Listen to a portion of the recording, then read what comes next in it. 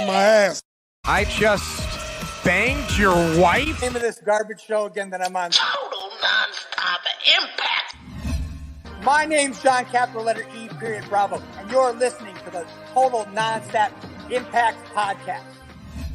This is the jaw-jacking Tuesday Night Impact, and his mother called him son because he shines like one. Mocha Skin Manimal, Rohit Raju, and you are watching Total Non-Stop Impact. This is Taya La Güera Loca, and you are listening to Total Non-Stop Impact. The Walking Weapon, Josh Alexander, and you're listening to Total Non-Stop Impact. We are the Rascals, and you are listening to Total Non-Stop Impact Podcast, baby. Woo! And what you're really listening to is Total Non-Stop Impact. Don't you dare miss a lesson. Oh, yeah.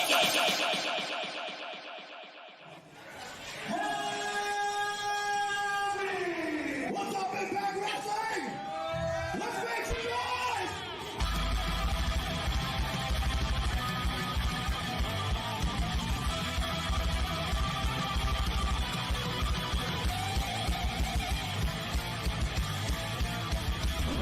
Sitting here, you guys got a 15-minute intro of putting yourselves over while I'm sitting here and watching J-Bone and Kalon and you're 50.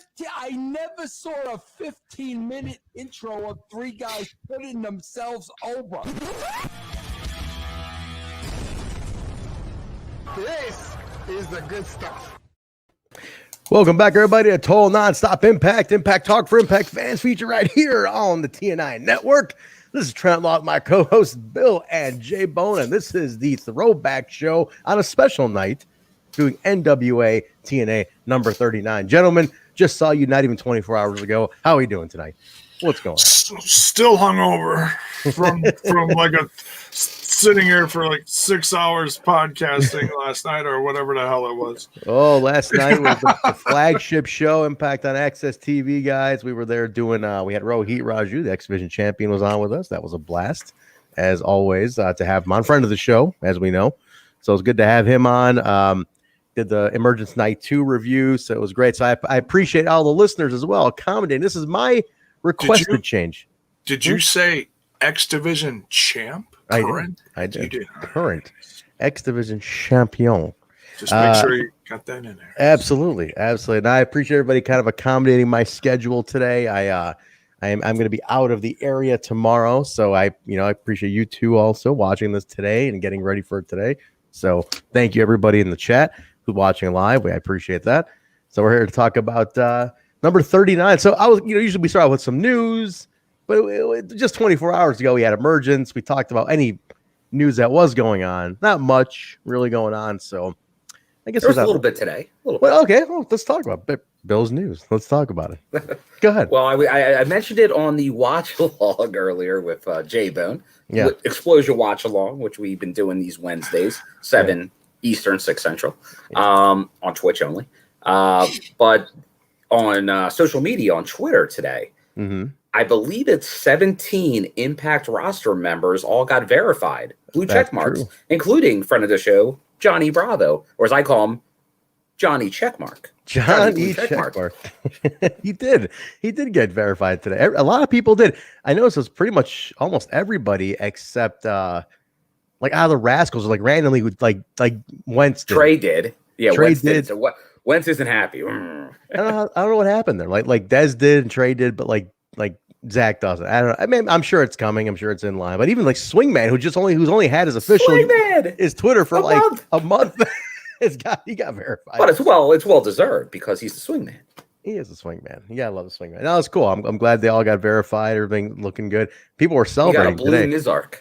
He's got a blue Mizark Chizark on his Twitter gimmick. J-Bone he's checking it out right now. He is. J-Bone's checking it out right now, or checking something out, or he's frozen. I can't tell. He's gone. That's it. He's gone. I know it's like Josh Alexander didn't get it. He was pretty bummed out about it though. He was pretty sad. He was a sad boy today. He was a sad Northern today. He didn't get his. So, you're right. With so many, it was like everyone got picked for like kickball, It's pretty much what it was. Picks. Yeah. That's kind of how it felt. It's like everybody got picked for kickball except Josh and a couple other guys. I'm sure it's coming though. You know what I mean? I'm sure it's going to be there. But that's a great thing for Impact though. It gives them just more credence really in social media. Like they'll stick out, and that's a good thing for Impact. And that's what it is. Impact on XSTV. That's it. That's what it is, right? It's guys who it's all the it's credibility building. They're official. They're on TV. You know, they're busy tweeters all day long. It's like we know it's them. That's what's good. It's a nice thing. Everybody's really happy today. Really felt good. Yeah, friend of the show, Rohit. Rohit got his today too. It was pretty cool. So good stuff, man. You see, win championships, you get verified. It's very nice. There you go. All right, so we're gonna give a few minutes. I know J-Bone was having some connectivity issue. He said it was a little wonky for him. We'll give him another minute to join in, and then we'll start the review. But Emergence Night 2 was fantastic. The full review, guys, is up on the channel. Check it out on twitch.tv/Total Nonstop Impact or the YouTube channel at Total Nonstop Impact. I'm waiting, Bill. I think we got to get to like 1,000 subs on YouTube before we can have the customized domain. So I'm waiting. So wait until we get to that. Then I can have the customized domain, and we can have the whole that whole gimmick in place. So hopefully soon. So you know what that means. Everyone here, tell a friend, tell a neighbor, tell somebody, tell an ex-girlfriend, tell somebody. Tell an ex-girlfriend. See how that goes over, guys. I'd love to know how that one goes over. But no, definitely we're getting there. You know, in just a couple of months, we've built the subs here on YouTube really nicely. Twitch has been our little baby as well. Everything's doing real well. And like I mentioned last night on the flagship show, that this was our most successful mid-month July to mid-month August. That's how it's measured. Our most successful month ever in the history of TNI in terms of numbers, revenue, subs, likes, you name it. It was our most successful month to date. Bill, I mean, it could be partially due to you. I mean, you are the new addition here to the latest edition. The numbers just exploded after you came on. So I'm just a cog in the machine. I'm the squeaky wheel. I'm just here to add. I'm just here to add it. But no, everyone's doing a great job. We've had some good luck fall our way. A lot of it, obviously, it's thanks to Impact. Slammiversary, that was key. A lot of interest generated. Everybody here that comes checks us out, helps it out. We have a lot of people that help promote us through various groups, social media. We appreciate all that. But yeah, no, and then we got some luck. Like we had a few great guests. It's a lot of things. A lot of great things are happening right now for TNI, and it's been a good ride, and I think it's just going to continue to grow and get better. So I think everyone should stay tuned. This is becoming something here, and everyone here, you guys are on the ground floor still with this, and it's just going to expand. Who knows what everybody might be seeing on Twitch every Tuesday night at some point. Yeah, it's something special, guys. J-Bone, welcome back. We're just doing a little intro still. Hello. But we were just talking about how I have no clue what happened. Like my Google literally had a stroke, and well, we were just talking about how it's been our most successful month to date so far, and we're just over the moon about that. You know, we were just super happy to see how our numbers have really just exploded in the last month, and everybody thanking everybody here just for being a part of that ride. You know, it's been a very nice support system from our listeners. We had great listeners here, so they've been a real big part of that growth, and I just want to keep seeing it going. Oh yeah. I keep tracking the numbers every week, and the growth is consistent, and it's crazy to watch. And it's so thankful to everyone who cheers bits, subs, shares the content on social media, connects with us personally, whatever it is. It's all appreciated, and we're insanely grateful for it. So just thank you, everyone. Yep, absolutely. All right, so let's go ahead and jump into it, guys. NWA-TNA number 39, April 2nd, 2003. Now, I was on my buddy Dave's couch watching. It was the day after my father's birthday. We celebrated the night before on the Tuesday night. Wednesday, I'm at Dave's couch. We ordered it, $10. We're watching this one. As I like to ask every single week, Bill, where were you on April 2nd, 2003? Now, it's interesting that you say that, because I think we just Well, it's the day after your dad's birthday. April Fool's. He's an April Fool's guy. So is my dad. No kidding. Yes. So I very well was hanging out with my dad as well that day before. So on this, and obviously right now it's an anniversary because it is a true throwback tonight. We're going Wednesday, so it's the anniversary of you on that couch. That's right. It's the day to the day. I'm on the damn couch. So yes. So yeah, it was your dad. So our dad's your birthday. Beautiful. That's funny. Look at that. Beautiful. It's beautiful. So who knows? I probably had a piece of cake. I left over a piece of cake that night. Bill, I'm gonna do you one better. What year? What year was he born? My dad's 48. 1948. It's pretty close to that, I think. Because if they're to the day, end of the year, that would have been something. You know what? They might be. I'm trying to remember the date. Is it 48 or? I'm just trying to think if it was my mom or my dad in 48, and the other one's like the previous year. How old's your dad now? I'll tell you, I'm no, not come great on. Oh, this is public, Bill. You know the old man's gonna see this. Dude. Oh shit, we're gonna move on from Bill while he figures it out. Yes. I gotta add some numbers in my head. Some numbers. J-Bone, what kind of marital disaster were you in on April 2nd, 2003? What were you doing? You either had women trouble. You had personal issues. You had something going on. I don't know what was going on with you in 2003. What the hell is going on? Let's see. I was probably just looking forward to a birthday. I'm my birthday's in April, so counting down. Probably, just count down. I have no clue.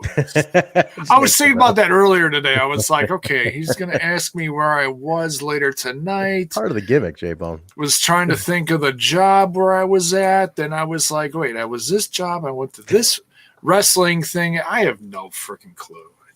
All right, fair enough. The early 2000s, the first decade of the 2000s is like a complete blur, to be perfectly honest with you. Yes. Now I did talk to Dave. Talked to Dave 2 days ago. Oh. And I said, hey, listen, I've been putting you over for weeks, almost 39 to be exact. And I'm like, look, the people are asking now for you to have to come on the show. And he's like, oh shit, really? I go, you got to be on. So I said, I told him you're going to come on the Raven Jarrett match, which we're leading up to right now. He's like, all right, I'm in. Let me know. He's like, give me a week advance. Kid's got softball. He said, Dave said, I know when he was a piece of shit. Now he's a father, husband, all this shit. You know what I mean? So I got to give him a week in advance. But he will be on. He's agreed to be on the show. Looking forward to it. So tremendous. Now, which number? We're on 39 now. Which number is that? I think that match happens at 47. I'm not positive. I'm waiting for Critical Sting to jump in here and correct me on that. But I think it's 47. I'm sure what we'll do is when we get to the week before, we'll know, and then I'll give him that call the next day. And I'll be like, all right, we're a week out. So I think it's 47. I tried kind of casually looking today, but I didn't get the exact. But it's coming up, and we're leading up to that, as we know. We see on this episode, we're leading up to that one. Well, I'll let you look because I don't want any spoilers. I always get a few spoilers here and there when I'm, blindly putting descriptions in, the results in the description. Like, okay, copy, paste. Is it in there? Okay, it's in there. I'm trying to see when it is, and I'll look it up. I don't want to jump into it. I think it's now something's telling me here it's 43. So we're about a month away. Actually, I just found it. Number 43. Okay. Well, as we get to the end of this, we'll see. It's definitely building towards it. So this is really the kickoff. This episode really kind of sets it in the high. So it's 43. So I got a month, 4 more weeks till that one. So I'll give Dave a heads up, and he'll be on for number 40. So remember, guys, 43. That's a very monumental episode. Highest drawing episode in the asylum, I believe, up to that point. Biggest draw. They literally said they had him around the block. 3 times. I was like it was around the block. People were just dying to get in. And from what I understand, they even closed circuited that one too. It was that many people outside. Yeah. Crazy. So we'll talk about it, but let's jump into this one, guys. Yeah. And I'll confirm. I did the math. 73. So it was the previous 47. 47. Almost. My mom is 48. My mom is the 1948. So so that's what I was not sure. I knew one was 47, one was 48. We almost had him, Bill. We almost had him. Exactly. 1 year later. 1 year later. Very nice. Very nice. All right, let's jump into it, guys. Number 39 at the Asylum. A lot of stuff going on this, right? You got a lot of people contending for the title. D-Lo is up this week. You got AJ in the mix. Raven vying for the belt. Erik Watts. Everybody's got a target on Jeff Jarrett. Superman JJ is just battling everything. But I got to say, the guy out of all those contenders, the one I can't wait to talk about it. The Erik Watts one intrigued me this week. This is the one where Erik Watts really intrigues me. So we'll get to that. But we open up. It was so weird. He was everywhere. So random. But it's something, and we'll get to it. We'll talk about it in about a few minutes here once we get to it. Disco is in the ring, opens the show up, saying, D-Lo, it's the biggest night of your life. NWA title shot. And he invites D-Lo out. D-Lo does not come out. And then he talks about how nervous Jeff Jarrett is, and he's putting over. He's saying Jarrett's nervous. These rednecks buy his bullshit, but he's scared of D-Lo. He even makes a Star Wars reference, I believe, at this point, where he says he does make a Star Wars reference. He says he's Anakin. I was like, Anakin. He's like, you're Anakin Skywalker, right before he goes to the dark side and becomes Darth Vader. And then, remember, this is the prequel trilogy going on right now. So that's a hot topic. This is 03. This is episode 3, I want to say, right? Are we at the Sith? I knew it was either clones or Sith. I wasn't sure. Because 99 was Phantom Menace, and then it was like 2. I mean, maybe the Sith was going to be coming out. That Sith summer. was 2005, so we're still a little ways out. So you're Attack of the Clones, post Attack of the Clones. Yeah, you're a clone. Yeah. You're at Clones here when the hints of Anakin are changing. Little hints of him at this point. He's becoming a dick. Yes. He's going through. Apparently. Anakin's going through puberty right now. Basically, but so is Deal. Deal's becoming an asshole too at this point. So that's what's going on here. But no, so AJ Styles comes out and beats the fucking piss out of Disco. Like I'm talking, this was a beatdown, man, and I actually enjoyed it. I actually really enjoyed this beatdown. I mean, he took him out, man. It was like a pretty intense beatdown. So AJ comes out, he beats him down. Raven eventually comes in, just sits in the corner and watches. Reoccurring theme throughout this episode. A very, very recurring theme about the show. D-Lo then comes out, confronts Raven, and then Sex breaks it all up. So pretty hot, opening hot. You're going in, you got 2 of the contenders, and they're just at odds at this point. I like this opening segment. This is how you got to open a wrestling show. Hot. It gets you hooked, right, Bill? I mean, it really starts getting you hooked. Yeah, no, that for obviously you have 2 ways to start a show, promo or a match. If you're going promo, we've talked about this before. If you're not going in with some kind of hot angle with this promo, that's a risk that of the whole show going downhill because you're starting off. If you don't start off hot, that's not a good sign. Not a good sign for a show. True. So they started off hot here, so it was a good sign for Wednesday. Now, Jay, you are a huge Raven mark, and so you must have loved. Like Raven is in full force here. Like this episode is all Raven, right? So this is like he's all over this one. Yes, and just peeking towards that like main spot. I think Raven looked fantastic here, but then later on he cuts a promo that just totally is. Well, I want to definitely talk about that one with you guys too in a second. But great opening segment, right to a little early in the show for the Tenay sit down. Yes, I felt you kind of brought the crowd down a little bit right here because you had them all here frenzied, and it's like, we're gonna do the opening or the little sit down on the video screen. But it was Conan and Jerry Lynn. I almost feel like they kind of had to patch this in. Like they almost I almost feel like they had something else scheduled here, and they changed it up just for the sake of just because something got scrapped. Because they never did the sit down this early in the show. Far. And it wasn't like a smooth transition. It just popped in, just popped in. And I almost feel like the live crowd didn't see it because it was like no. You guys catch that too? Like when they went back, there wasn't that roar of like what they just saw. I feel like I always wonder if you saw it live the first time like that. I can't remember. Yeah. Well, it was so weird. It was so weird that they had 3 promos in a row and no wrestling. That was real. That's why I think something was edited here. It just felt real off. Like, wow, where is this episode going? I'm like, we don't have. Usually it's the X Division or tag stuff or something. I'm like, what the hell's going on with this episode? It was really hard for me to get into this episode. Like halfway through, I'm like, all right, here we go. Yeah. It was a little weird. It was a little. What's the word you always use? Wonky. Wonky. I do use that word a lot.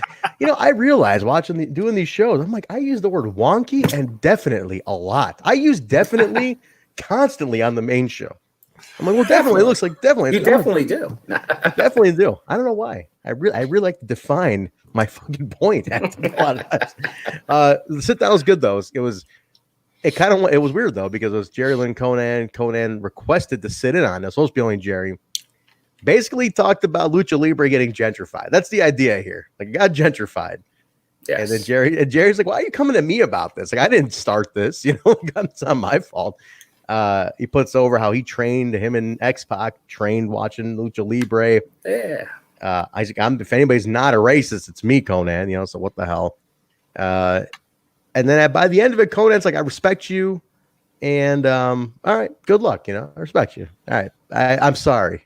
Oh, yeah. And he admits to being the man in the luchador costume last week. Well, he admits to knowing who it was because he was in the ring when it happened. So he was like, well, he gives him the the gear. Yeah. He's that I know who it was. Here's the calves and the gear. Yeah. So he's like, yeah, because he said like, I admit that I knew who it was. I was lying. Here you go. Here's the gear. Which is weird that he gave him the gear. I'm like, why are you giving him the gear? Like, what the hell's he gonna do with it? Put it on? What the fuck's he gonna do with that? So, but whatever, interesting. But another, like you said, Jay, 3 promos in a row here. Now it's Goldie with Raven. Now this one, so Raven for the first time ever got rattled by the crowd. They got to him here. And this is a true promo professional. But you catch this? Like they got him, Jay. Well, it was interesting because he's just talking. He's not like belittling the crowd. He's just talking. Mm-hmm. And Goldie is treating him like a baby face. Like pity.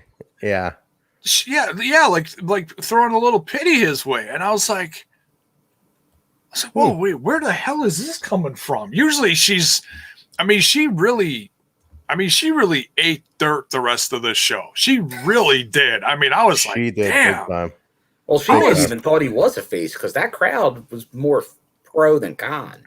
They turned on him, man. They were. I recall at one point, he goes, it's my destiny. He goes, to know since my childhood that my destiny rested on the failure of others, the NWA title destiny. Then they start chanting boring or shut the fuck up or whatever, and he gets rattled and he's like, you people, I can't believe you people. So he's almost a loss for words at one point, which is so rare for Raven that way. Well, this is rare that they do this too, like to sit down, but like she did that with AJ. But AJ was just cutting a promo, and she just held the microphone. They were doing a sit-down interview with the crowd. They were asking for problems. Interesting other thing, Tom, if you guys caught this, there was he talks about like he basically shits on Nashville, calls it hell. I'd walk through hell or Nashville, Tennessee. You hear a guy off camera just go, bullshit, motherfucker. Just some redneck. There was a lot of off-camera comments during this show that they did not catch. Like there's a segment where we'll get to it, and there's a guy, he gets through a lot. Woo, baby. I'm shocked at that guy, and he used very colorful sexual or homosexual like insults. And they somehow did not catch these or get them beeped. I mean, I get they're faint enough, but I heard them. They're noticeable. They're noticeable.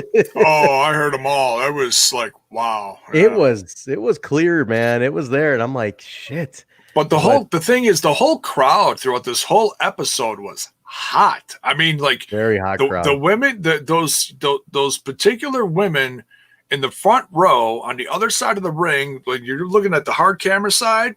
That front row, those women on the left side, they are always leaning over the railing and giving you what for. It is absolutely hilarious. Like at one point towards the end of the show, the one lady almost caught a chair shot because she was leaning over doing this.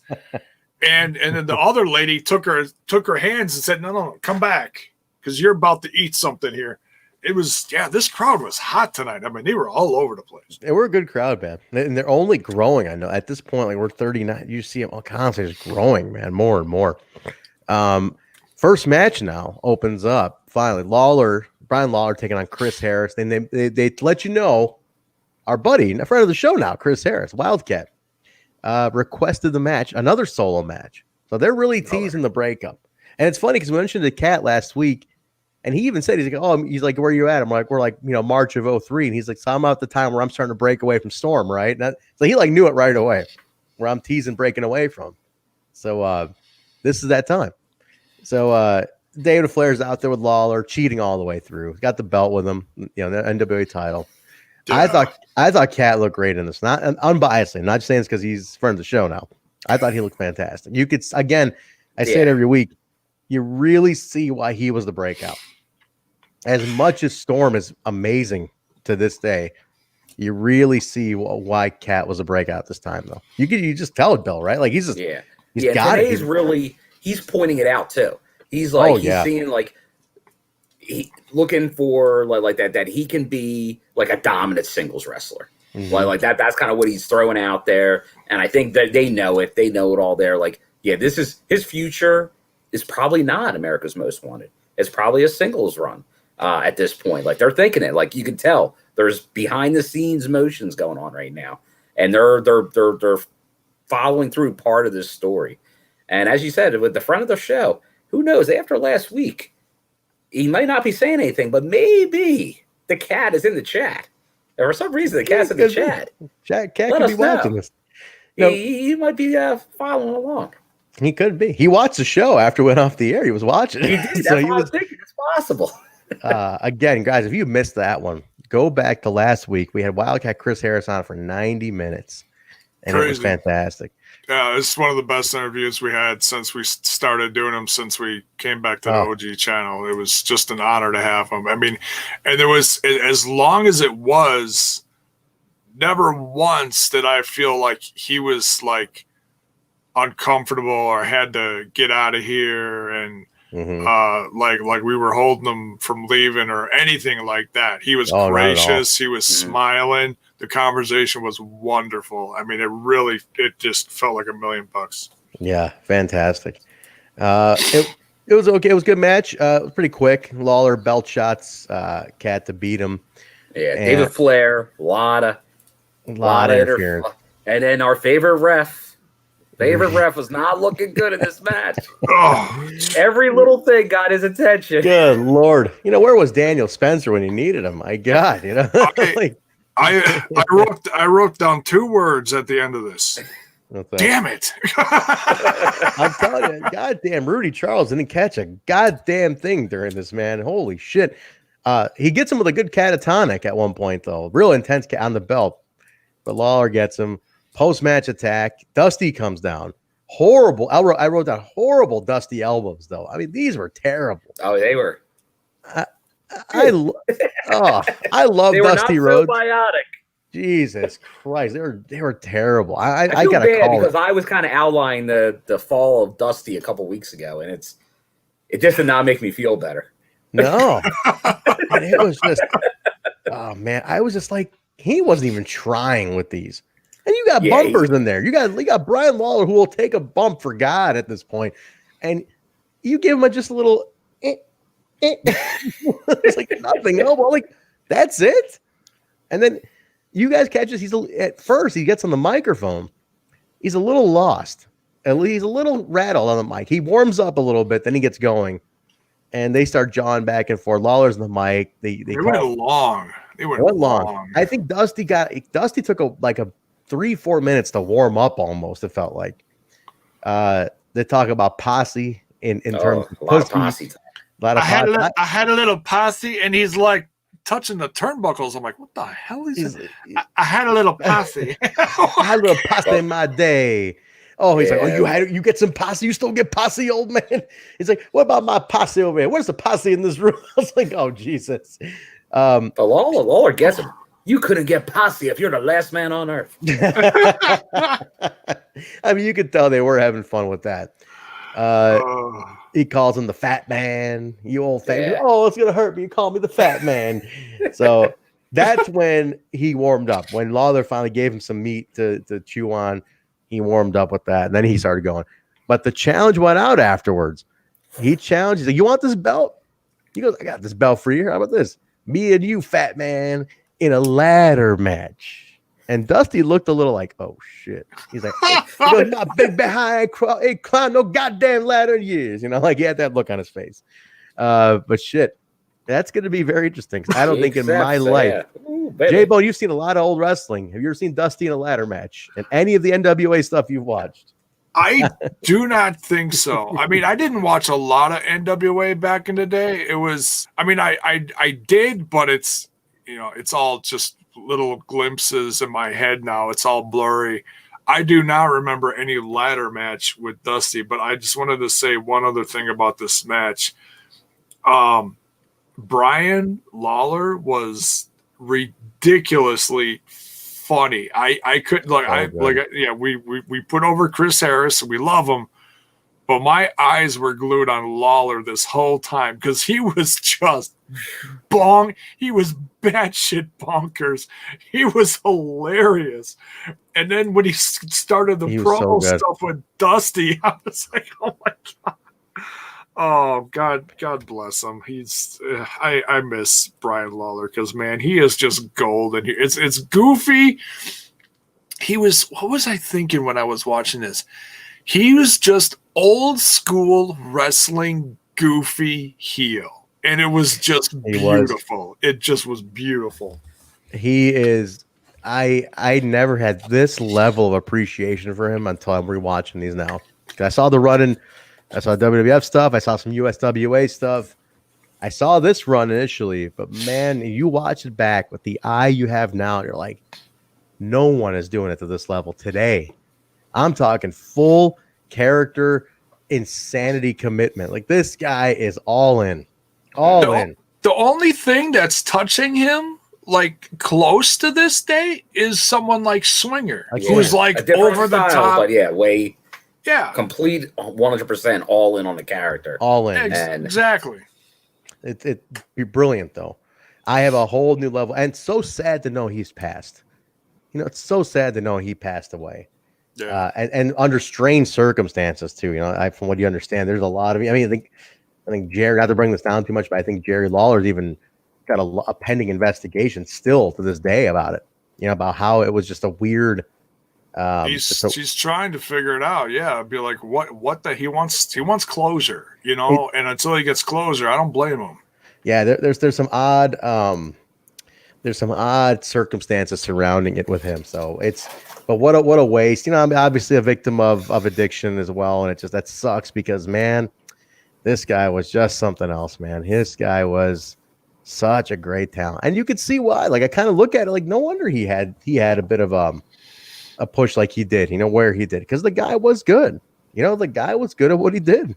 So I'm enjoying the run here. You know we get him for a little bit here, so yeah, I definitely am enjoying seeing him in TNA in the early days here. But all right, we go from that, guys. What do we have? We have a match. Got a match here. Saturn. Oh no, promo. Oh, we got a Goldie again. Yeah, Goldie with Saturn and Sandman. Saturn cutting a pretty good promo right here too. By the way, you know he'd been away for a little bit. Good promo. I even wrote down. I'm like Saturn sounds great. I thought he sounded great here. New Church comes in offering their services, and Saturn. What did Saturn say? He said. I know he said bullshit. I don't need your bullshit. What did he say here? It was something like that. Yeah, Mitchell, pretty much. Yeah, because Mitchell pretty much says like, "I'll help him out. Like you helped us, I'll help you." Yeah, and he's like, he's probably like, "We don't need that." Like, and then he talks about getting extreme. We're gonna get extreme. Yeah. So no, pretty interesting. Yeah, that was good. Saturn said sound good. I liked it. Now this next one is my highlight. And Jay, I almost made you put this as the cover tonight because this one I almost did. I almost did until I saw who showed up later. Good point. Now we have a knockouts. This is before there were knockouts. This was just a women's match. Yes. But talk about a pioneering style to today's knockouts. And couldn't have come at a better time because last night we had one of the greatest knockouts matches of all time. Deanna and Jordan was last night at Emergence, night 2. But on here, on April 2nd, 2003, was a match between Alexis Laree, who's Mickie James, and Trinity in one of the greatest women's matches in TNA. I swear this match completely overlooked. Like, no one talks about this one.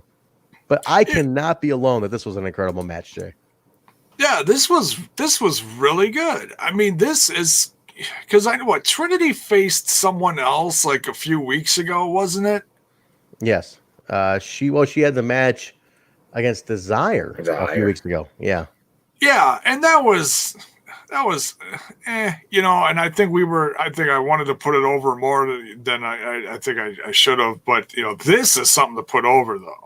Because we know the future of Alexis Laree. You know, she's the future Mickie James, who's still going today. And and they were talking about her. What did they say? That she's 4 years in the business already. And I was like, oh, so that's why she looks so good right here. I mean, she didn't look tremendous. I feel like she still looked like a little green, but as far as anyone else who'd been in the ring so far, compared to Trinity, was like tops compared to some of the other girls that they've been throwing in there, and just ripping off tops or oh, I'm gonna pull your hair. Ooh, more hair pulling. Okay, you know, we haven't seen that 1,000 times over the decades. This was good. Great. This match. was good. They didn't stop, Bill, right? They kept going. There was no dud in this match at all. No downtime at all in this match. No. It was pretty much action throughout. It was. That's right.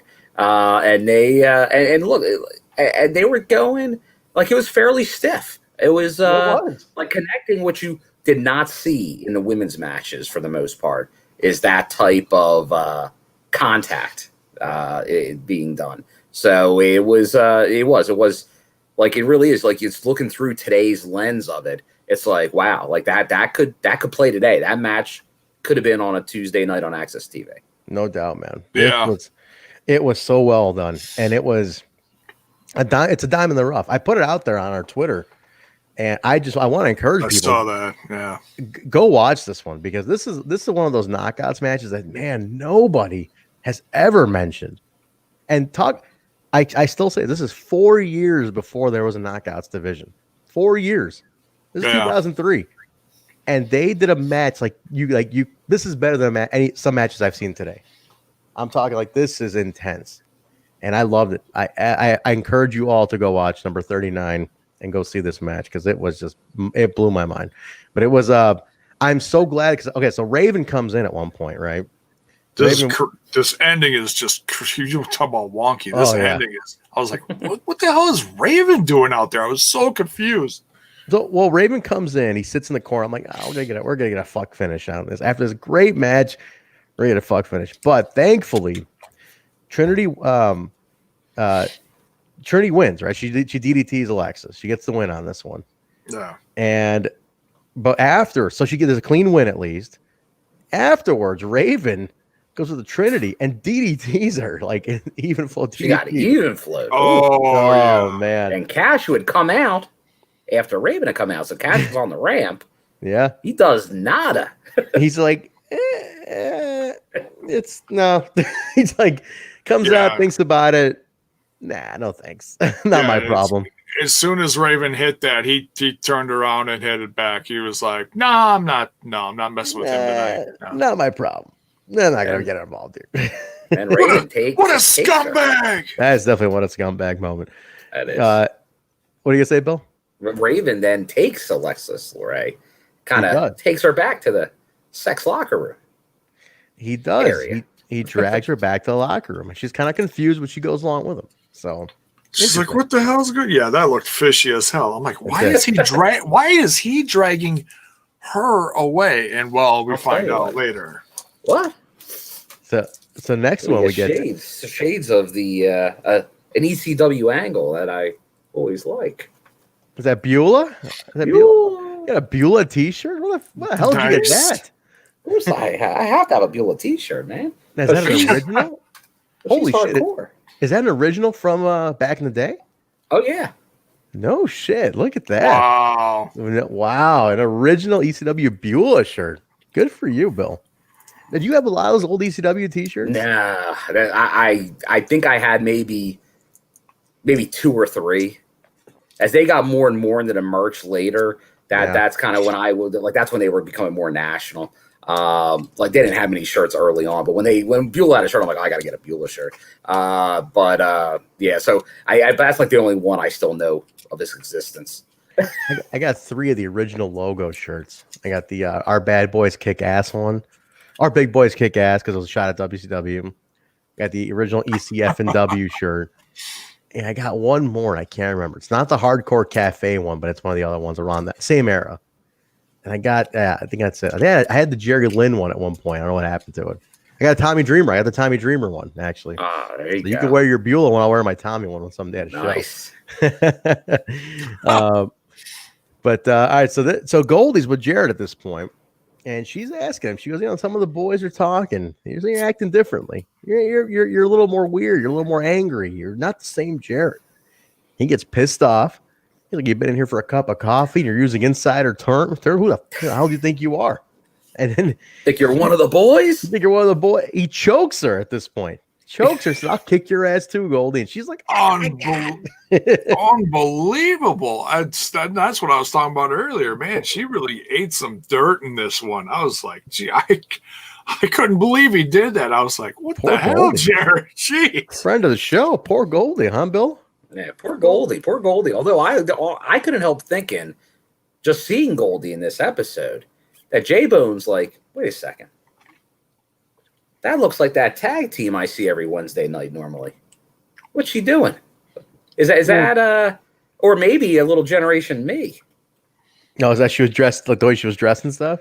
Yeah. Yeah, the get up. You missing this? Come on, man. She was J-Bone. Actually, she was too big to be one of those guys.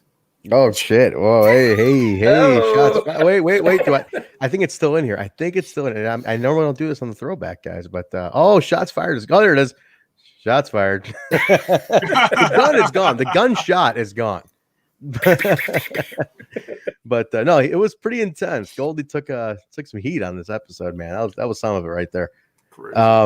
We got a match after that. It's Christopher Daniels and the Harris Brothers. Sports Entertainment Extreme taking on Saturn, Sandman, and the debut, J-Bone. Who's the debut? Who was our debut this week? Drum roll, please. Mr. Hardcore New Jack himself. New Jack. Bombs away. Star of Dark Side of the Ring. Wait. Actually, I meant to ask, was this the debut? This was the debut, right? Because this was the debut. Yeah. I'm like, did he show up on something else before this? And I'm like, no, this had to be the debut. This was it. Yeah, lights out and everything. It was great. He was high stepping around the ring. He was so excited to be there. It was crazy. Classic New Jack. It was pretty much your ECW type brawl outside, barely any rules. I think Rudy had no control on this one at all. Zero. Typical Rudy. We get Jack over there by the kind of the perch, upper bleacher area. They set up the table. He's about to pull one of the Harrises through the table. And Brian Lee comes out of nowhere. And I remember calling back to the promo from before. Brian Lee comes out of nowhere, shoves Jack off. He goes to the table. He even attacks Sports Entertainment Extreme afterwards. So they're brawling. Yeah, crazy. Everybody's fighting. Everybody. I know the church is kind of going rogue here at this point. And then Slash interferes in the ring. Saturn takes him out, pushes the chair back into him. Saturn makes the pin. But then we get another debut in this match. A random one. Fell on deaf ears. Dark Side of the Ring. Another Dark Side of the Ring alumni here. The crowd couldn't really tell who it was. Yeah, they didn't know who it was. No, it's he doesn't have a very distinct look. And if you honestly, if Mike Tenay didn't say it, it would have taken me a little more longer to get who it was. But it was Mike Barton, aka Bart Gunn, debuts and attacks Saturn. And what is he infamous for? What is he infamous for, Bart? Oh, winner of the Brawl for All, my friend. This is the winner of the Brawl for All. The infamous Vince Russo. That's right. Hey, how you doing? What gets me though, now that I look at it, I'm like, how the hell how was he so angry at Russo still? I mean, Russo gave him this job. We got him hired at this stage. Put him on in Sports Entertainment Extreme because he felt bad how he got screwed. I don't even know if he in there. Yeah, does he take shots at him? But I think he realizes. Like I felt he blamed people above Vince more than even Vince. I mean, should have, because they're the ones that kind of made promises to him that didn't happen. That's true. They just didn't run with any of those storylines after he won it. But they screwed him. So this is kind of like he that didn't pan out. He goes overseas. Then he comes here, which I don't even think this got referenced. Because once again, he wants some more shots fired. The fantastic dark side of the ring that leaves out all the details. Because I don't think they said he reunited with Vince Russo a couple years later. That's right. So yeah, definitely check out if you guys haven't seen that dark side of the ring, the Brawl for All. It's an interesting one. Very interesting one. Good one to watch. But it was the crowd still, I think, live. I don't think they ever figured it out. I don't think they ever knew. Jay, you ever noticed? Like there was never sometimes you get a debut and people don't know who it is at first, but then there's like the wave when they're like, oh, it's so and so, and there's like you didn't even get that with this one. Really, just on deaf ears. Compared to the D-Lo a couple weeks ago. yeah, compared to the D-Lo, holy shit, the D-Lo pop. Jay was popping in his living room watching that one. Watching D-Lo. I still can't go how I forget how over D'Lo Brown was in 2003. My God, super over. But interesting. We'll see what he does. Mike Barton, aka Bart Gunn. Kash is with Goldie in the bag, bashing Trinity, just bashing her. Say, she wanted to go in business for herself. I told her not to. I'm the champion. Yeah, she wants to be one of the boys. That's on her. None of my business. I'm not here to help her. So you got the feud is started. The feud is here at this point. So yeah, she's trying to get herself over. I get herself over. That's not my problem. Now this match was a sleeper. A lot of sleeper hits. But wait, there's something that was happening off camera that we hear but don't see. I didn't catch it. What do you got? Okay, we hear some guys arguing, and then Tenay even says that sounded like Cowboy James Storm. Oh, and that must have been Wildcat Chris Harris. Oh man, I didn't even catch that. I missed that. I didn't hear it either, but I heard the commentary talking about it. Well, I heard something, and it's like, "Hey, you!" Like I didn't make out what they said. It's like, "Hey, you!" And then it kind of trails off. Now that's interesting. See, these little things are so cool, man. These little Easter eggs are amazing. I didn't catch it at all. Good eye or good ear, I should say. That was cool. So that's leading us. I mean, they're obviously you're getting the tease every week with AMW split, which is to me a little early still. Still very early to be teasing this split, but it's a weekly episodic show. I guess that's why they're doing it. And this, not that they're building to a pay-per-view, but they are on pay-per-view already. So you kind of have to do these kind of stories. We get to another sleeper hit match. Sonny Siaki, David Young, Desire handcuffed to the outside. She's not happy about it. David Young's music is amazing, by the way. Did anybody else catch it? I was rocking at this music. It is so like Jay, this is up your alley, man. This David Young's music is just fucking hair metal rock and roll. And I'm just fucking rock and roll, having a good time. Saturday night, beer in my hand, broad on my arm, kind of shit. Like this is what this was. It was great. His music is fucking phenomenal. I thought the match was fantastic. Another sleeper hit. I thought it was a fun match. David Young like $1 million. This is an underrated talent, man. Oh the commentary even commented on the sign in the crowd saying signs in the crowd right behind him, and one of the first few rows said something like, "It's about time, David Young." It's about time, David. You're right. There was that. And he's kind of somewhat of a homegrown guy at this point, right? He's like been wrestling locally for him for a bit, and I think he's a Tennessee guy. But man, and so people were just waiting for him to get a break. But man, he had that push, and then he got hurt. Then he got hurt, But I liked him. I think David Young was a fantastic talent. He looked fantastic in this match. Yeah, he looked he was gone for a bit, and then he came back, and he looks like he's in significantly better shape, and it reflects in his ring work too. So he was great. He looked good, man. Gets a storyline later on. There's definitely a storyline that comes up later on with him, but at this point, it's a nice little rebound for him to kick things off. He looked good. The finish is brilliant, though. I love this. Siaki goes for the Mahi straw cradle, and Young just puts the forearm in between and just blocks the pin. Oh, so good. Like, that's some technical wrestling. I loved it, man.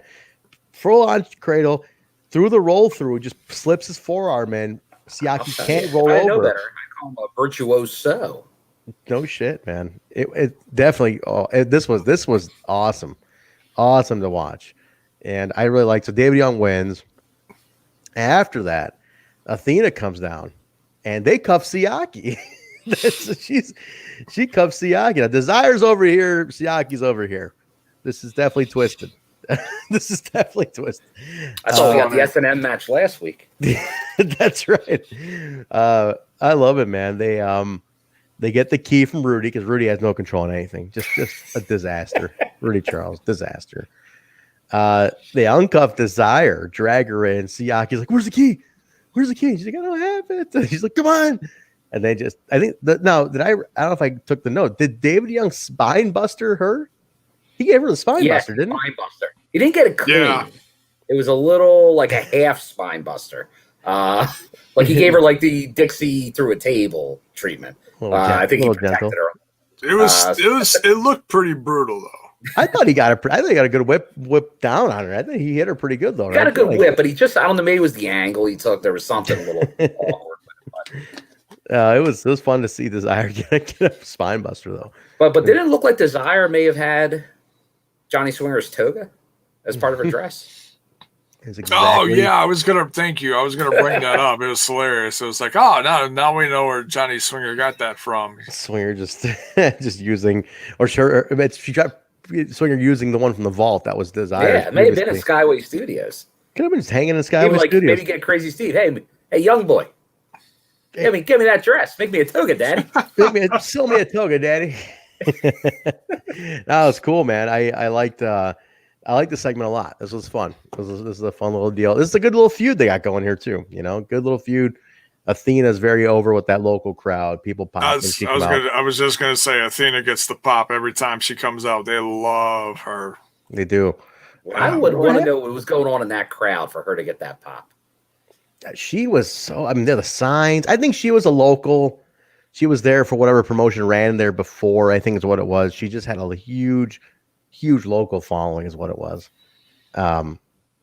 Desire's pretty underrated too for that time. She wasn't like a phenomenal in-ring, but she definitely has a place in the early TNA, Yeah, she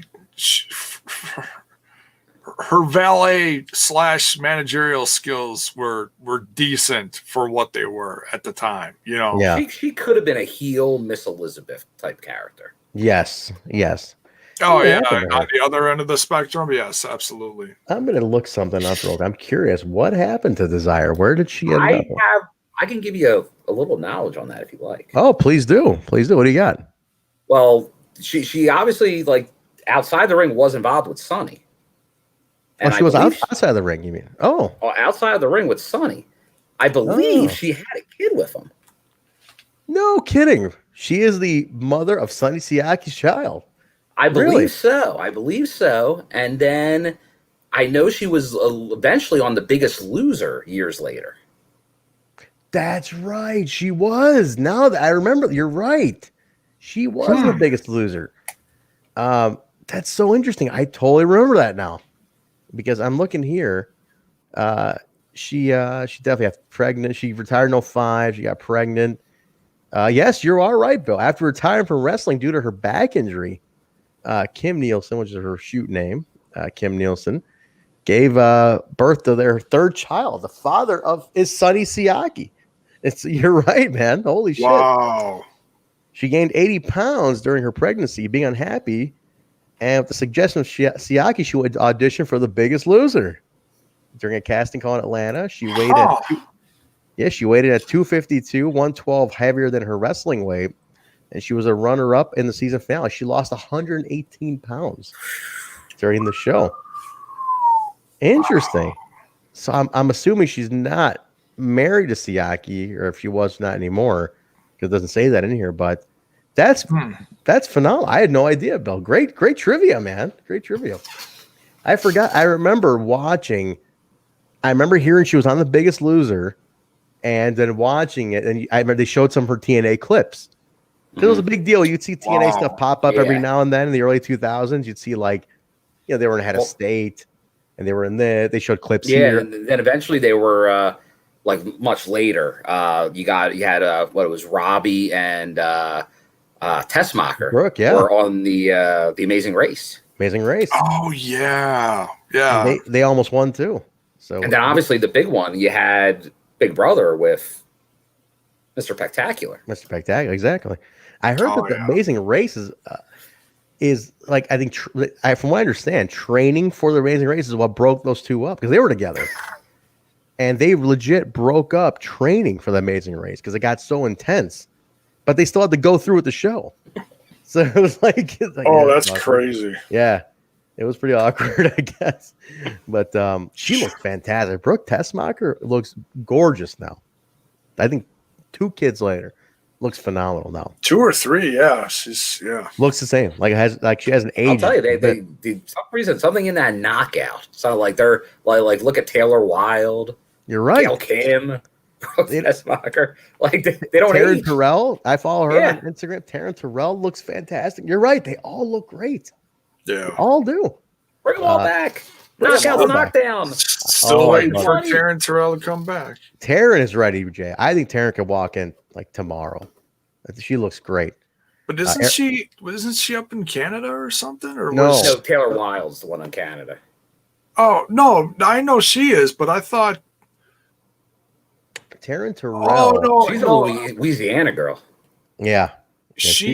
Okay, I know what I'm thinking now. I think she had a last run, and then they went someplace up in Canada, and she couldn't come with, and that's when they let her go the last time. And there was some other stuff with her contract that fell through or something. That was it. But yeah, she couldn't international travel because of some past stuff.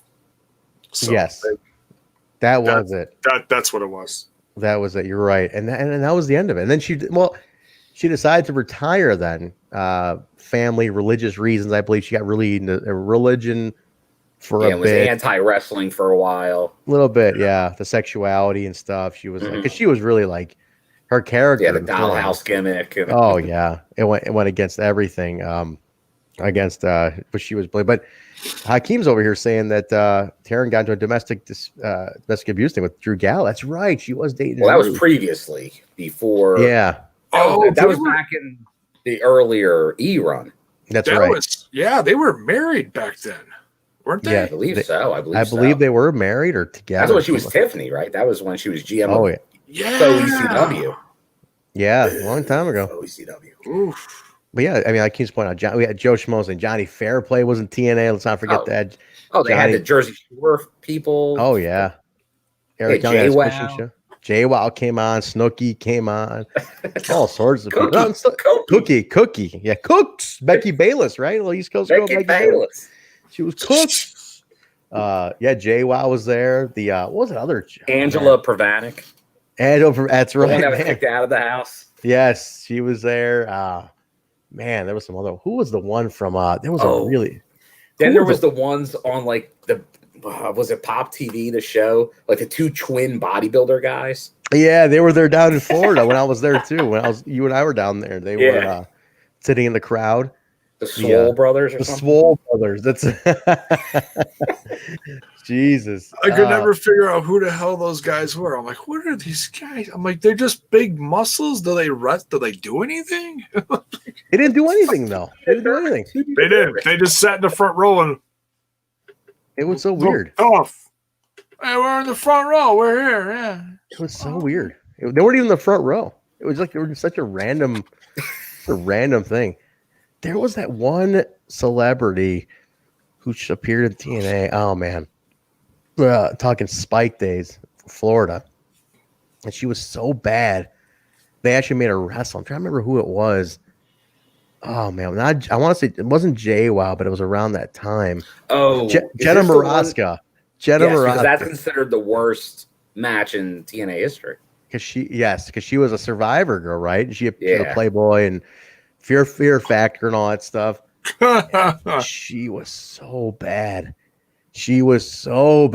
And like her thing was like she was like Nash's financier and shit, and so bad, man. It's the worst match in history. I'm looking at right near her against let's see, arguably the worst match in the history of wrestling. Charmel defeated Marasco with the help of Charmel. And then, but the number one worst is Frank Trigg as the worst vote as the worst celebrity. Frank Trigg was a pretty underwhelming celebrity. Yeah, he even appeared at Blaster's BFG though. Oh yeah, he was. He was back recently. He was in the corner of was it Moose's corner? No. He was in Shamrocks, right? Whose corner was he in? He may have been with Shamrock. I forget. Yeah, I think he was like backing Shamrock. But man, they flew him into Chicago for that shit. But it was like, my God. Because the whole America Talk Team stuff, he could talk. Yes, I was okay with him. Dan Lambert was amazing. Yeah. Oh my God, Dan Lambert got promos. Were you at any of those tapings that he was at? Oh, I was at a ton of them. He was so good, man. And he did like through Bound for Glory Ottawa. So like I so I was kind of seeing all that stuff with him too. Like he was like in that era of stuff. So he was all over the place. They never brought him back. He was good, man. Dan Lambert. I thought he was fantastic. That whole thing with Moose and KM in there. Well, Moose and Steven what the fuck's his name? Oh my God. Stefan Bonner went to the gym and trashed the gym and everything. And oh yeah. Little known fact, my boss is childhood friends with Stefan Bonner. They grew up together. He's from right here in Indiana, right next door. And that's crazy. Yeah. So he actually, I put it this way, the show coming up, or two shows, well, we had an April show in AAW. I booked Stefan Bonner to be on it, and via my boss, and we booked Stefan Bonner to be on the show. Wow. And he was going to do the match, and I had him going against Fred Yehai for AAW. And I was like, shit. And then we shut down, man. We had to cancel that out. But I was like, we were filming stuff. We had all this. It was going to be American Psycho versus like the battle of the psychopaths. Because if anybody knows Fred Yehai, he's a lunatic too. So there was going to be the battle of psychopaths, you know. So I hope I can do that, man. I love Stefan Bonner. But anyway, we're totally off topic here. But Cal's not even here. Jeez. No shit, man. Ingrid would have had our heads tonight. Jesus. But no, good match. That's a good little thing. I like this feud. The feud with Siaki and Young does continue. So Erik Watts now with a video montage. Oh no, I think we have Elix Skipper. Oh yeah. And Truth first. Yes. Skipper and Truth. My bad. Skipper and Truth. Did you guys have any special notes in this? I did not. Like it's Truth. It was a solid. It was a really good back and forth match. It was. Christopher Daniels comes out, he interferes, but then we get who I missed last week because I didn't watch the main event, and I still got to go back and watch that. They call you guys call it Babel, Viscera. He had so many other names. They call him Nelson Knight here. They're like, it's Nelson Knight. I'm like, Nelson Knight. Is that his close to his shoot name? I think that is his shoot name. I think it's No, I think it was Nelson Frazier was his. Yeah, I think it might be Nelson Frazier today. Somebody giving him a different last name, but I believe Nelson is his name. Okay. Yeah. Let's see. His real name is Nelson Frazier. Yeah. So Nelson Knight. Yeah, that's what he goes by. But Damn, I forgot how big he is. I was like, jeez, 500 pounds. That's a big man. Well, yeah, and he's almost 7 feet tall too. He's 6'10". I was like, I'll never forget a match. Men on Mission was having a match on, I think, Raw or Superstars one time. And I remember the camera shot was from the ground and he's getting in the ring. And I just remember Lawler going, he goes, it's like a goddamn, it's like a damn eclipse in here, McMahon. Because he was literally blocks the light as he's getting, it's like eclipse in here, McMahon.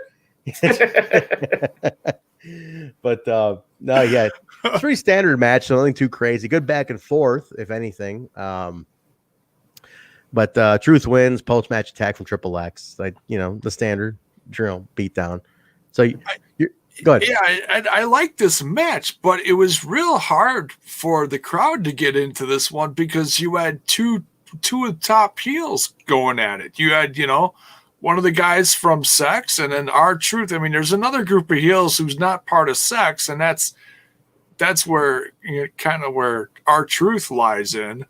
Mm-hmm. And so people, I think they wanted to cheer for R-Truth, but it's like, oh no, wait, no, he's heel. So if you listen to the crowd, they don't respond a lot during this one, but it was a good match. Yeah, we go, well, is Truth a heel here, or is it just he doesn't like freaking the jetpack that JJ always has strapped on his back? Mm-hmm. Like it just seems like he has an issue with JEFFJARRETT. Like, I think that's who he has a problem with. But if I'm in the locker room, I got a problem with him too. But that's the thing. If you're either with Jeff or you're against him. That's what they're turning it into, right? With the main event here. Yeah. You're with him or you're with him or like you're D'Lo, is D'Lo a heel? I don't know. See, that's the thing. They keep teasing everything. I mean, because he was. I mean, he got the pop when he came out, but they really had you scratching your head within a week of that because he was agreeing with Sex in the ring when Disco Gilbertti was out there, and they were talking back and forth, and that's when D'Lo was like, hey, what about my title shot? And he started getting nasty with Jarrett. So it was like, what's up with we like they wanted to cheer him. They're excited he's there, but well, to think about here. But yeah, pretty much you're getting a lot of that ongoing theme throughout these episodes. Now Erik Watts in a video montage hanging out with some top brass here now. Like, let me big names. This is hilarious. He's hanging out with Brian Urlacher, like at a house, just like chilling. Brian Urlacher, who's Chicago Bear, where I'm from, big name. Literally, Brian Urlacher is on. There's a highway here called Interstate Highway 294. Brian Urlacher did a thing with one of these hair club for men type deals, and he grew all his hair back. It's a joke in Chicago. He's on every single billboard on 294. Like, you just keep seeing Urlacher, like, grow it back. I got my hair. You can get yours. And it's like every single billboard. So Urlacher's got a full head of hair now? Full head of hair. He grew it all back with one of those regrowth center deals, whatever they got. Like Rampa Peel, like the spray? Not the spray. This is pure growth, seedling growth, man. He probably got plugs now. No, I mean it's this thing, and it's got a bunch of ads, and it's all over the city. All right. So he's all over. Well, hey, we're looking for sponsors. Hey, if Urlacher's Hair Club for Men is looking for a sponsor program, show that dome, Jay. Show that we can get a sponsor here. Restore. I think it's called Restore Hair Growth or something. Show it off, Jay. You can be like Urlacher. I'm telling you, he's on like 1,000 we can bring back Jiminy Christmas. Yeah, you could, Jay. Christmas. You could be, Jay. If you could be this guy again. Jiminy Christmas. Christmas. Look at that mop. Look at that mop. 1,000. He's hanging out with Urlacher. He's ragging on Jarrett. Urlacher's ragging on Jarrett. Neil McCoy and Ira Dean, who I'm not sure who these two guys are. Are they from a band? Who are these guys? Neil McCoy is a country guy. Yeah, okay. Because then they reference what Travis Tritt. They reference they referenced Tim McGraw is on the phone. Tim McGraw, yeah. So they're all country in here. Ira Dean. Yeah, so these guys are country singers, I guess. Well, yeah, Ira's in Trick Pony, the band Trick Pony, and then Neil McCoy. So he's hanging out with those two guys. Ira Dean, look at him right now. Ira Dean, he's hanging out with him. Neil McCoy is there. He goes, and there's another clip. He's hanging out with Jim McMahon, another Chicago Bear, 85 Bears. That guy could run for mayor tomorrow in Chicago. And Super Bowl winning Mark Rippon of the now Washington football team. Is he still playing, Rippon? Oh, no. Oh, okay. That's who he won it with. Oh, Washington. okay. Who was the other guy? They have no name. McMahon. That was Mark Rippon. That was Mark Rippon. Okay. He had a cup of coffee with my Philadelphia Eagles. There you go. Mark Rippon. And then the best guy is the last guy. Yes. Go ahead and mention that, but I got a little trivia for you. Go ahead. Go ahead, Bill. Go aad. Set it up. Talk about it. So he had mentioned with Urlacher about the Pro-Am because it's the charity Pro-Am, and like maybe we'll see you here next year, Jeff. But then he's on the course, on the links with and you got to remember this time frame. This guy's a star. Yes, John Daly. John Daly, the bad boy of golf, with the beard in his head, as he's talking to him, and he's just running down Double J. He's like, oh yeah, that you're kicking his ass, Erik. It's crazy to think they don't play this up enough. He's one of the greatest golfers of all time, John Daly, and he's like, well, I wouldn't necessarily say he's one of the greatest golfers of all time. He was controversial. He was a controversial, and he was like the guy people were tuning in for, because you got to remember at that time, like the best golfers had no personality, right? And this guy was personality, and chicks dig the long ball in baseball. Everyone digs the long drive, and this guy drove it a ton. He had the long tee shot, is what his claim to fame was.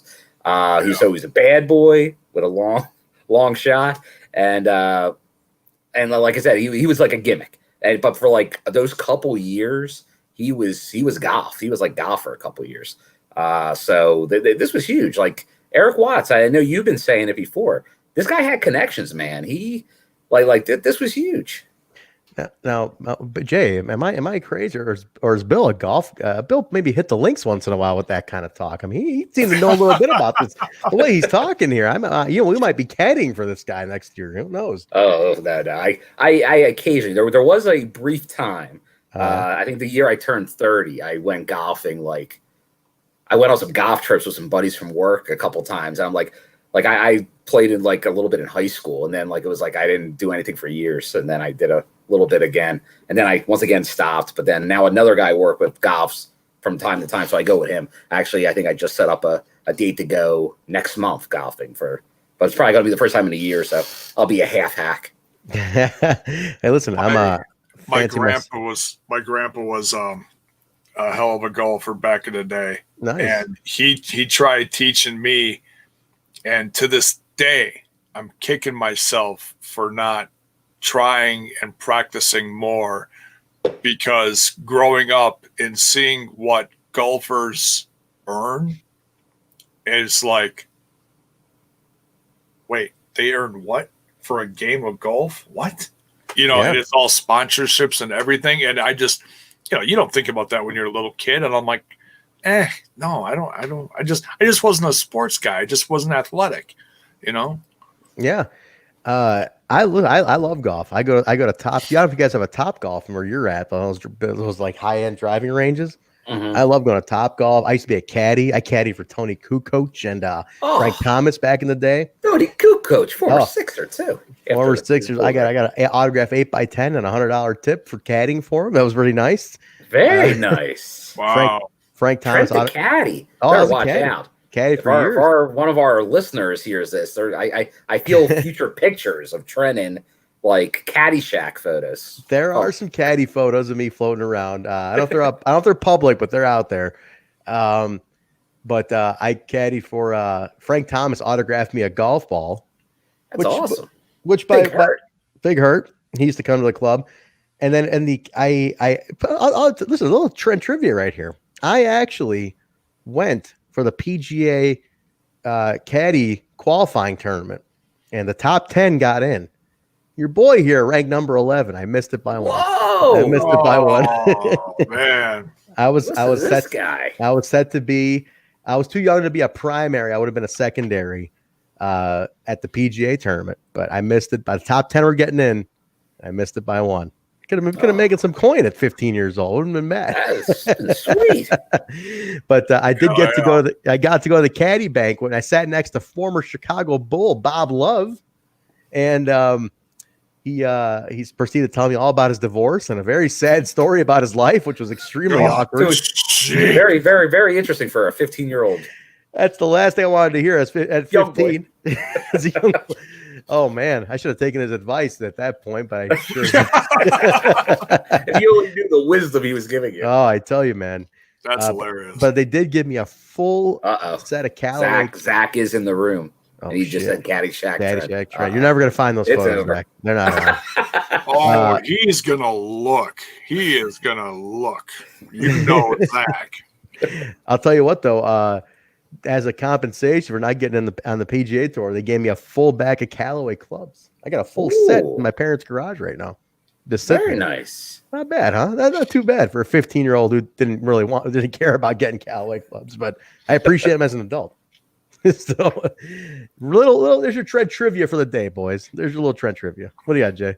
I got a piece of trivia, and every time Jim McMahon comes up in a little thing like this with some trivia, I always like throwing it out there because he's famous for his Super Bowl stuff and the Chicago Bears and the shuffle and everything. Yeah. But he retired a Green Bay Packer. Oh. You want to know how much that bothered the Chicago Bear fans that he retired a goddamn Packer after giving us a Super Bowl? I can just imagine because I had the poster. I had the poster in this basement here for a long time. It was up on the wall.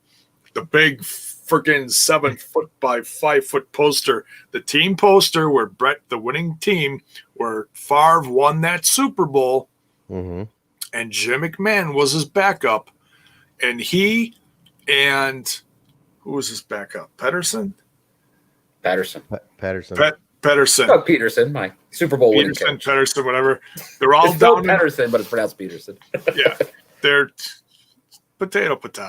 Oh, it is. But they're all. The funny thing is, you look at the close up, and they're holding pinkies, all sitting next to each other. They were tight. They were tight. That QB room. Yeah, it was funny. And then years later, retired a Packer, and I'm like, oh, that must have pissed off some Chi-Town folks. I tell you, Jim McMahon played for all of our football teams because he was Randall Cunningham's backup in Philadelphia. Yeah, he was. But Randall freaking had his leg shattered. God, that's right, Jim McMahon. But listen, what does it say about Erik Watts, though? I mean, see, Erik Watts connections. People don't realize Erik Watts was a star athlete in college. You know, and he's also, remember, he's Bill Watts' son. Bill Watts is one of the extremely loved wrestling promoter, definitely in the Mid-South region. And people loved Bill Watts. Erik Watts was a star athlete for, I want to say, Louisville is where he played. I'm trying to see if I can find it. I believe he played for Louisville. And somebody can correct me if I'm wrong, but I think that's where he played. But Louisville. He was a quarterback for the Cardinals. So I mean, he was a star quarterback for. He's like got a shit ton of records. Like, he's a great football player, and he's just connected, man. I mean, he was going to these tournaments, hanging out with John Daly and all these star football players and shit. And I think this is something that's not. It was a big deal. I mean, like, first year of TNA, like they got big athletes. I mean, Erik Watts on his own is getting this kind of stuff.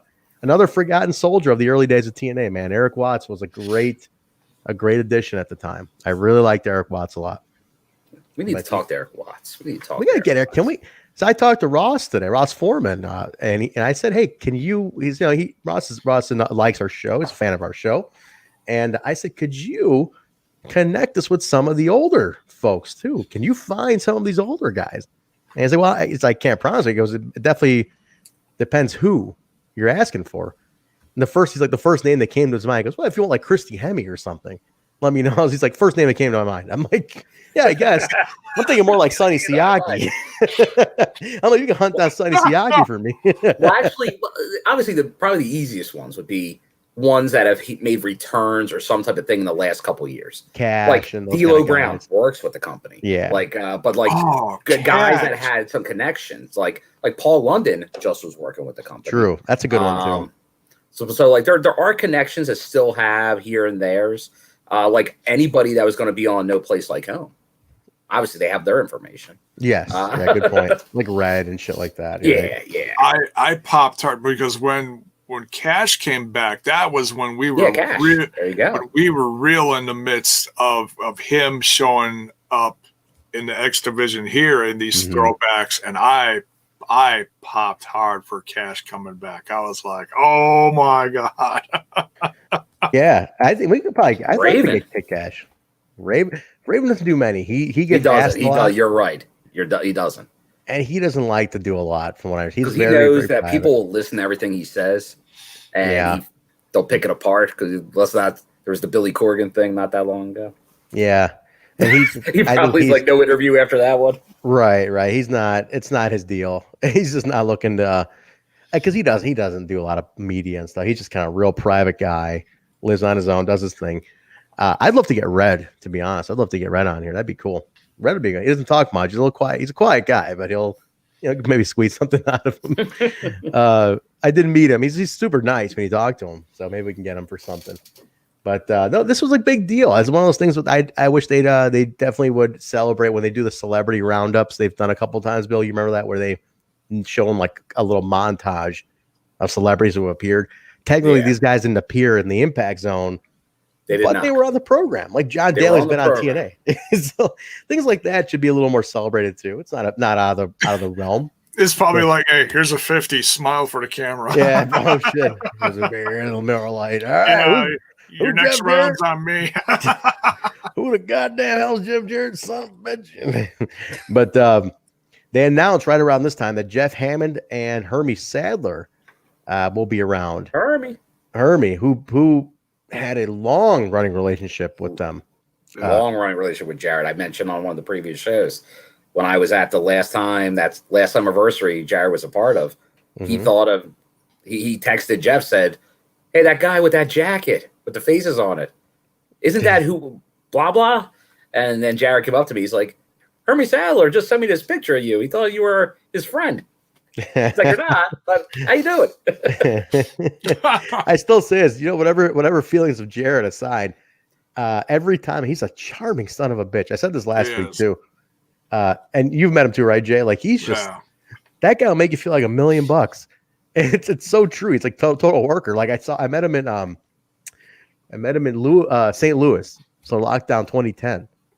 And I swear to you, he goes like this. He's like, "Hey, I know you." And I was like, "Oh yeah." He goes, "Yeah, Chicago, 2008. I met you at Bound for Glory." I was like, "Oh, what? 2 fucking years prior? You remember me?" Like I was like, how would you remember all the fans you meet and shit you do? He literally called it out. He's like, "Oh yeah, Chicago, 2008." I'm like, son of a bitch. Yep. Guess I'm buying a Jeff Jarrett t-shirt now. It's the hair. It's the hair. It's the hair, man. It's the hair. I'm telling you. Well, beard you have a certain 6-string item. That's true. I don't think, but I never got the signed one, so I bought it after the fact. Gary's saying good one. Elix will be fantastic. That would be good. That'd be a tougher one to get. Though, he's tough. If you guys don't know, and not to stir this up too much, but Elix had a very, very tough tragedy in his life. His son was killed, in a very horrible way. And it just apparently that was it for Elix. He shut down after that. Like he's in just trying to live life. And it happened just a couple of years ago. So I don't think, and Jay, you're a father. It's one of those things I don't think you ever recover from. I'm sure you never can get over that feeling. So it's tough. I don't. It's Let's just say I know. Yeah. So it's one of those things where Elix, I don't think he'll be appearing. It would, honestly, if anything, it'd be nice for him to just kind of get a little celebration because people haven't forgotten about him. Wildcat last week was putting out some very nice thoughts about him. Yeah, too. he's he'd like to get a hold. He'd like to get a hold of him. Yeah, he wants to touch base. I hope we can. I mean, honestly, I look at guys like this and I want to let them know they're not forgotten. Yeah, and it's like I'd love to connect with them. Just say, hey guys, you're like Cat. I think he was so happy to see how loved he was by everybody. Yeah, and I'd like the Elix to see that too. It's like, man, he was a huge part of early TNA. Huge. Triple X was one of the best teams in TNA history. Oh yeah. And Daniel's still around. Loki's still around, but it's like Elix, because he left early, doesn't really get that. But man, I would love to just let him know you are very loved by this because you're still shown all the time. Your catwalk on the cage is shown every time there's a highlight. So people to this day love you. That's how I became a fan. It was one of the matches I watched in that 1 cent pay-per-view. That's it, man. We should try to make an admission. We got to find Elix Skipper. We got to see what we can do about getting Elix on. I would absolutely love to talk to him, just to show him, just put him over. Yeah. But yeah, he definitely dropped off the radar. Hakeem, you're right. He left at the time. But let's start wrapping this up. We're getting to the end here. Kid Kash and Jerry Lynn, X Division title on the line. Great match. Another classic X Division match. This was everything you want it to be, X Division style. Awesome match. You got the dirty finish though, Bill. Another match finish. But featuring our favorite ref once again. Rudy, I have now termed it the Rudy bump. And the Rudy bump happens. And there goes Rudy. So then we get Conan Spider-Man, I call him. Conan Spider-Man. the Venom version, the black the black costume Spider-Man. Right. Comes in and obviously attacks Jerry. That good luck was no longer wished upon him. And he attacks him, and obviously Kid Kash gets the win there. Yeah, I would love to know. I think now I'm trying to recall at this time. This is before Mysterio showed up north, right? 03. He hadn't appeared over there because he held out for a little bit. Remember, he didn't go right away. Was it this year he shows? I'm not too certain. I thought there was a tease to try to kind of make you think this was Mysterio. He could come. Oh, really? I think so. I think that I'm trying to remember back to my time watching this. I thought it was 2002, I think, when he showed up. Was it? Okay, so maybe I'm wrong. There was some tease that they were trying to make you think it was somebody. 02. Okay, so Mir's even confirming. Yeah, 02. So he I really don't know. I was like, is that Paul London? Is it CM Punk? I'm like, I have no clue because I'm looking at the size. I'm like, that's too big to be Mysterio. Yeah, it's too tall. True. I don't know. I forgot what they were trying, and we'll find out when they reveal it. But I can't recall what they were going for here. But it was. That's not K-Dog. I don't know who it is. It ain't K-Dog, but whoever was screwed Jerry. No. Kash retains. That's what we know. But no, it's like the size of Amazing Red, just a little taller. Well, it's not the size of Amazing Red, J-Bone. It's not the Amazing Red. We know that for sure. But no, I know what you mean. It's a small guy, but he's a little taller, smaller guy. I don't know how to explain it. It's a taller, smaller guy. A taller, smaller guy. Yeah, it's weird. I have no idea what this is because every other major luchador has shown up at this point. Oh, I was just thinking. I was like, wait a minute. Because I was just thinking, I'm like, well, who else is he kind of similar to in size? And I was like, oh, he's kind of like same size as Jason Cross. Wait, is it Jason Cross? Yeah, Did Jason Cross turn on him? He teamed with Jerry a little while ago, right? He did. Yeah. Could be Jason. He kind of the size of Jason Cross, though. You're right. But Jason Cross didn't have any personality. The guy was vanilla. He was like vanilla with like whipped cream on it, man. Like vanilla, like nothing. Lack of anything. personality wise. Like, you know, he was like Wonder Bread with Wonder Bread with Wonder Bread. He was Wonder, yeah, dude. He was Wonder Bread with a piece of fucking paper in between. Like, it was just like, I don't know, man. The guy had nothing going. Paper. But fuck, you know, I don't know. He had the personality of a milk carton, you know, Jason Cross, and it definitely cannot be him. But wow, I'm really dogging Jason Cross here. It wasn't that bad, shit. Like, I don't know why I'm going. He has some athletic ability. I'm going hard. You know, okay, I'll tell you why I'm dogging Jason Cross. Because I told Jay liked him a lot. And then I had like a first week, I'm like, hey, he's pretty cool. But then I started seeing that fucking finish he does. I'm like, what the fuck is this finish? You do a 450 leg drop. It's pointless. And he's in pain afterward because he blows his knee out of the one. That's how he gets put out for like a month or two. He should be on the indies today. Yeah, no shit. But I'm like, you doing a 450 leg drop has no difference than you just doing a regular leg drop. It means nothing. Like, so yeah, it's adding a leg drop. Yeah, it's still a fucking leg drop. You adding a flip to it, causing yourself more pain. To make it look cool. No psychology in this whole thing. Zero psychology in any of this. It's like I love watching him with the exception of the finish, because every time I see him finish, it's just one of those, like, sometimes you see somebody's finish and it's like, it fucking hurts just to watch. Yeah, that's one of them, because like, Tilted Trent is my favorite version of Trent. What am I tilted on? Am I crooked? What's going on with me right now? Something happened to me? I think triggered. Triggered. Okay. Yeah, I'm definitely triggered. I'm Jason Cross. God damn it. Yeah, Jason Cross. So I didn't know Jason Cross was this thorn in my side. Issue. Thorn in my side. Truck is in the house. Truck, thank you very much. That is a leader of the Twitch party right there, everybody. That is the captain of the Twitch party right there, Truck Rock.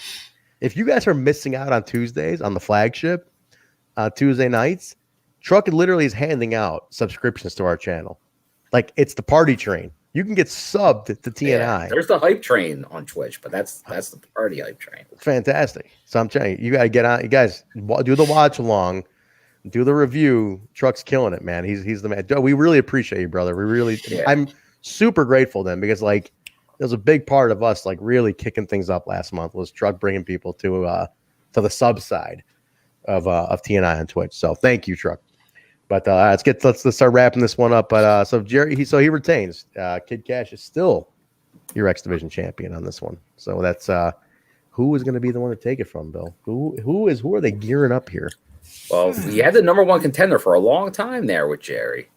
Doesn't pull it off. Honestly, if I was looking at it through today's lens, Trinity. Today's lens absolutely would have been Trinity.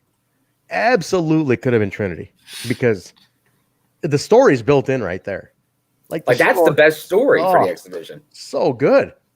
And I think at the time, think about it, 2003, I think they were scared to pull that trigger. Intergender trigger. You know? And to this day, no woman has held the X Division title.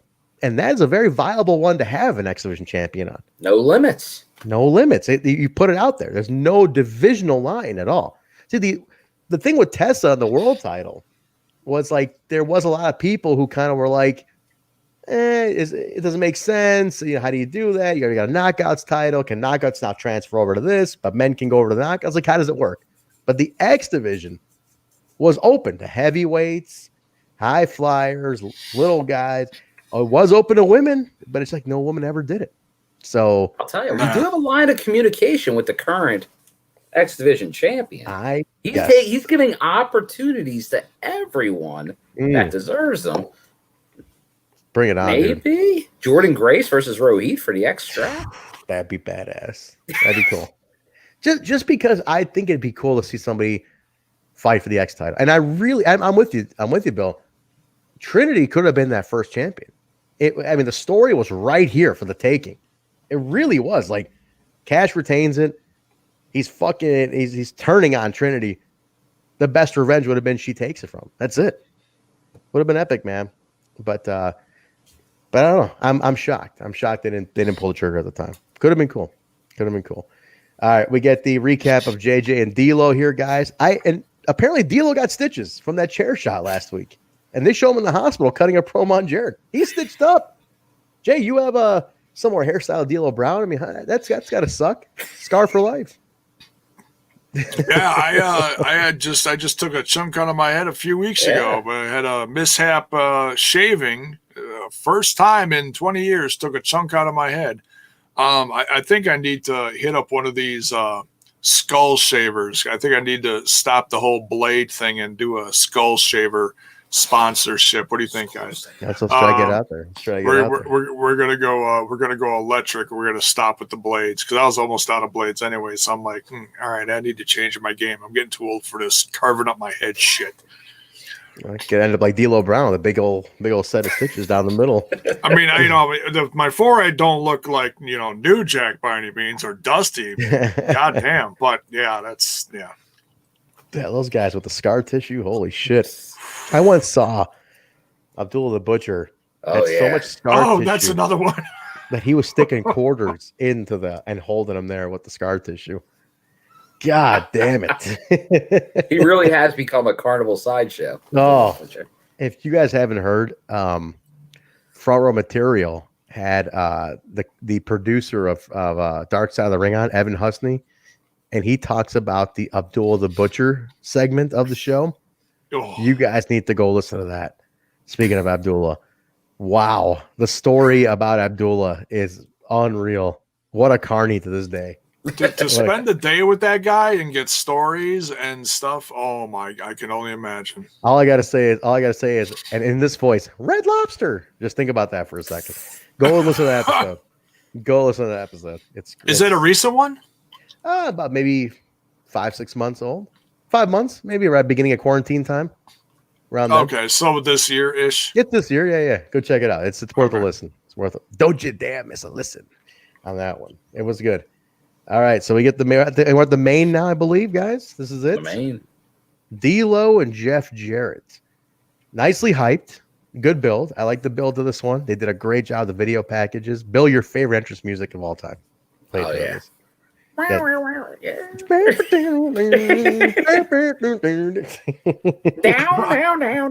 It was just so down with the Brown, this music. And then he just always gets so into it, the D'Lo, which makes it part of it. He's the rooster walk and everything, unreal. Great match. I thought they put a lot of energy into this. This was D'Lo re-energized. Hey, I got screwed up north. I didn't get the break up there. I'm here to prove myself. I think they did a great job. Sax gets involved. Glen blocks a chair shot. They're all over it though. Like they're all cheating for D'Lo. Like they're all over this. And at one point, Raven comes in, and there's a chaos. And I think Sanders, right, was going for the super kick. Sanders, yeah, misses, and he hits D'Lo. He takes him out, and then Jarrett strokes, wins, done. And then you get the face off. Laree comes in and tries to get involved, and she takes a stiff chair shot from Jeff Jarrett. To the head. Unprotected. God. And then we go off the air. I'm like, Jesus, he already cuts D'Lo open last week, and he just tears her head apart on this one. That was a crazy way to end the show. It was like, chair shot, Jesus. Credits. It was like, wait, what? and that is the Super Jared babyface. All he's doing is freaking wailing on everybody on the freaking roster. Superman, man. I mean, it was to the point, like I remember hearing the heat back then. And again, I get it. He was the only guy you could trust with the title. Everybody was in flux all the time. But man, the Superman shit is just like over the top on this. Like, it's like action hero thing. Like nothing gets him. You can shoot him 15 times. You could throw a grenade at him, put a grenade in his pocket, and he'll still come back and beat everybody. It's like nothing takes the guy down. And I get he's over too. He's over in Tennessee. And I get the heels really do a great job playing it up of like making him out to be the hero. But eventually, as we know, it does turn on him down the line because it's too much. But man, it's just like, God. Yeah, based on that night, man, if Erik Watts popped up right there, I was like, Erik! We've been all about it. We don't know about Erik Watts right there. But that was it. Went off the air. Jarrett retains here. So, but the face off of the Raven happens here. So now So now I've confirmed it's episode 43. So now we got 1 month, and what you're about to see is one of the best builds in wrestling title history. I'm letting you know now, Jay, because you didn't see this, but I'm excited. I can't wait. Because I'll tell you what, like I said, it leads to the best draw at the Asylum. And Bill, we were there. It was the way it's configured now is packed to the brim for Homecoming, but there's an extra just kind of like crow's nest around like this one side. And there's times during these shows where it's packed to that too. Yeah. Because when we saw, like, that's where like some of the talent went up to kind of watch from. Guests and talent were up there. So they weren't letting anybody up there. They kind of blocked that off now because it's a catwalk that leads to the back also. But man, during this one, you'll see the configuration of the building. They're literally hanging out at the concession stand. It is like fire code violation packed. And but a great build. Great build. And like I said, we all know how it ends up, but enjoy this next 4 weeks. And I'm going to get Dave on for this one. Dave's a special guest. He'll be on for this one. But that's it, guys. That's number 39. NWT number 39. Another fun show. It's funny. The numbers on this, and obviously we're a little lower today because it's a special day. We're not on Throwback Thursday. So I'm sure a lot of people are no idea we're going to live tonight, even though we tried telling them. But I love doing this, man. I absolutely love watching these again because it's just you realize how much fun they are. They're great shows. They hold up today to me. They really do. Yeah, I love seeing the surprises, and the wrestling is tremendous, and the announcing. And Don West cracks me up. He really does. And you got to be kidding me. I mean, man, if we all like drank like crazy, man, we would be like, we would be absolutely plowed into like the third match. Absolutely plowed. It's that or the, did you see that? It's like, yeah, for the 10th time. Yes, Don, we saw it. It was like, what I love is it's just such an authentic reaction. Like he's just having fun watching this. Oh, like he loves it. He absolutely loves it. So no, it's great, man. It's great to see it. It's just such a blast. But Bill, I'm sure you're enjoying these too. Oh yeah. It's like I said, like I caught them here and there, sometimes in full, sometimes not.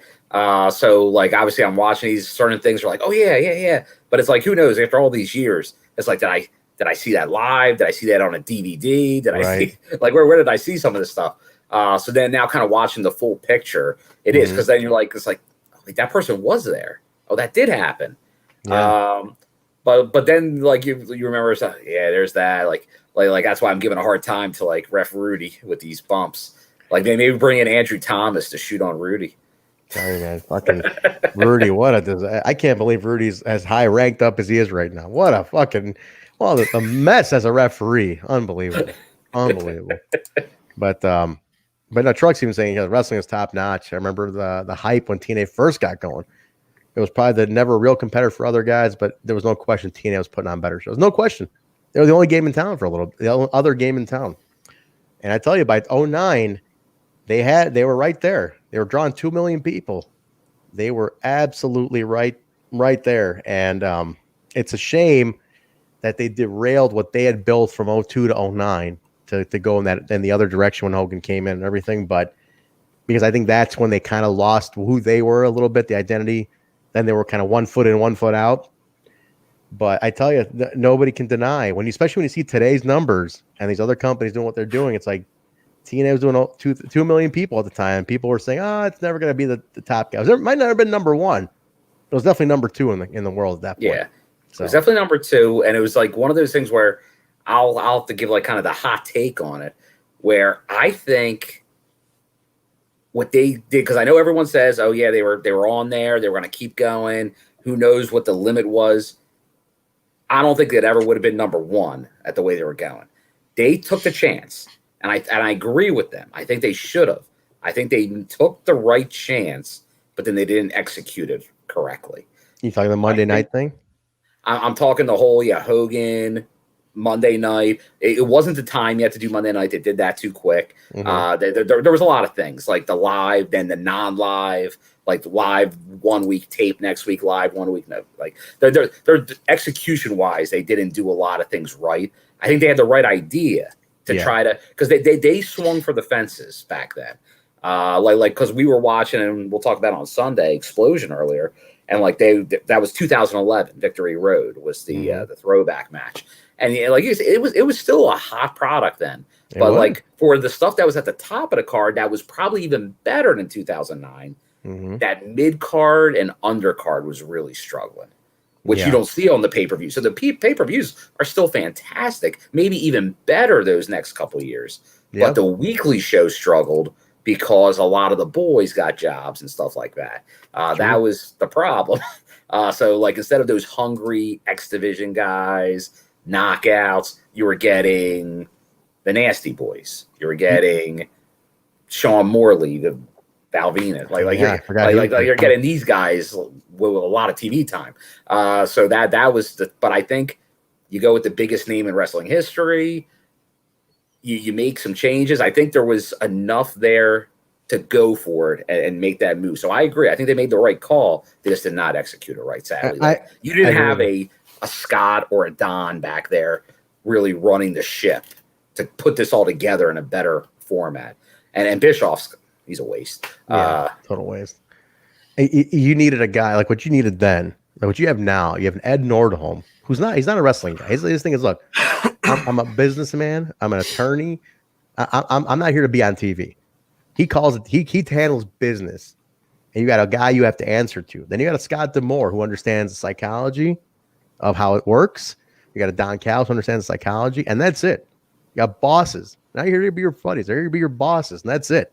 Yeah. There's no buddy system. It's friends with these guys, but the buck stops there.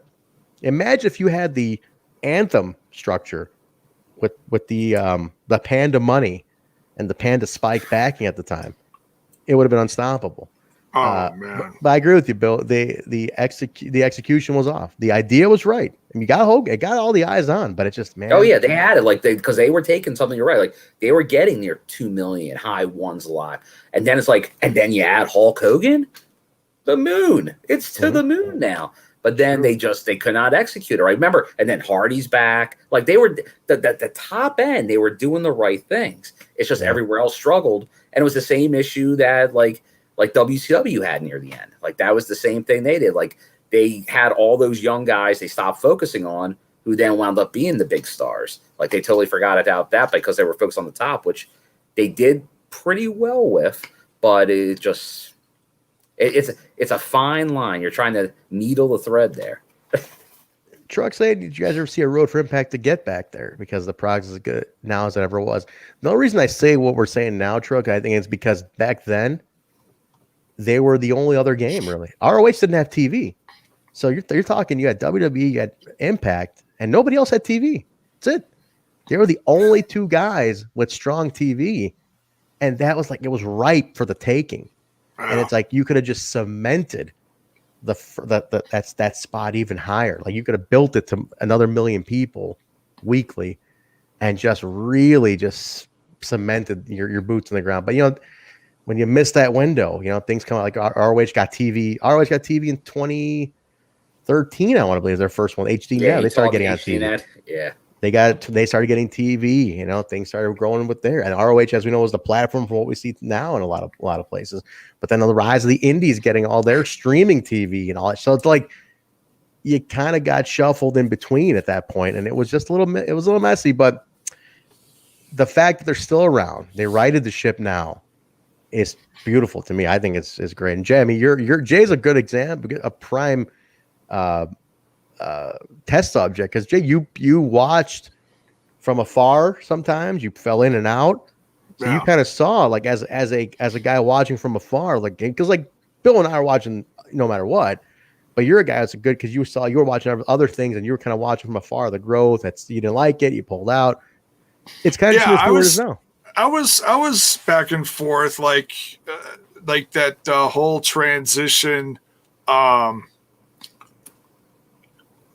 prior to, it was like 2015, 2016, 2017. I was real back and forth at the time. Mm-hmm. You know, I became a huge fan when they hit, was it 2005 and they got the TV deal? Yeah. Or no, whatever the FS1's 2004. They get that. Okay, FS1 is when I started watching, and then they went over to Spike, and because man, I mean I watched every episode, and it was on with like 3 in the afternoon. Sometimes it were really weird times, or 5 in the afternoon on FSN. But man, every single character I latched onto, man, I was putting in my video games, the creator wrestlers and all that stuff. I remember that stuff like crazy. Like I made just a ton of people like Siaki and all those guys in 2004, 2005. My game was loaded with all the TNA guys. I loved it. Nice. And so yeah, I was hot with them then.